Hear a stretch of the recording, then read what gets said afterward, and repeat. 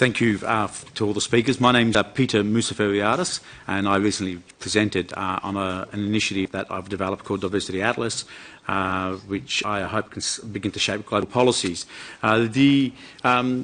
Our world's becoming increasingly globalised, and you made that point, Mr. Papandreou.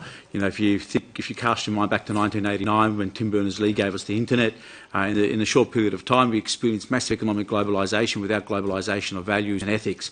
So the ability to relate to the other is really important, and intercultural dialogue is also equally important.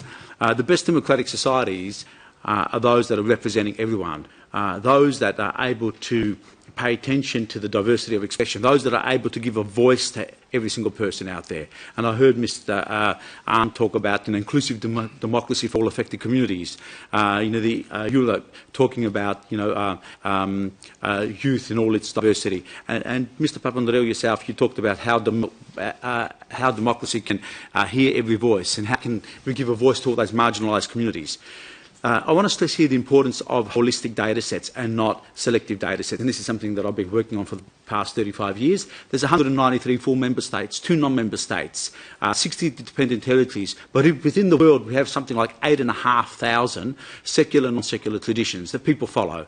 There are 11,200 languages, speech communities, speech variations, and there are something like 8,500 cultures. So how do we start to give a voice to all these groups out there? And some of the work that we've done through a citizen science approach is build these data sets and structure them to the metrics of how we understand diversity. The European laws in 1978 prohibit the collection of personal data. And we've seen how this has affected minority groups, how they feel excluded and how they feel abandoned.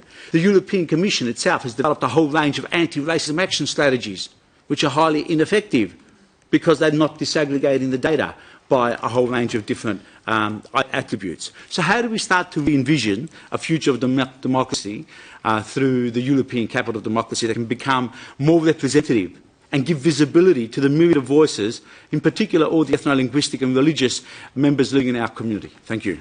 Here's where we need to use new technology to create algorithms which can actually, let's say we have a debate about something, we can actually pinpoint all the different views, not swash them, not squeeze them in, but bring them out, but in a way which can be constructive to actually try to find ways of communicating with each other. That's not easy, but we can try it at a smaller scale. If you're talking about global, it's more difficult. Europe is much more amenable, and it has been tried, but it needs to be developed. But we can think of algorithms that can do this, which help the debate and help finally also finding possible areas of compromise. But they have to be definitely under control for 2 reasons. First of all, that they are democratic, that they are doing what you all want to do, is to help democratic debate.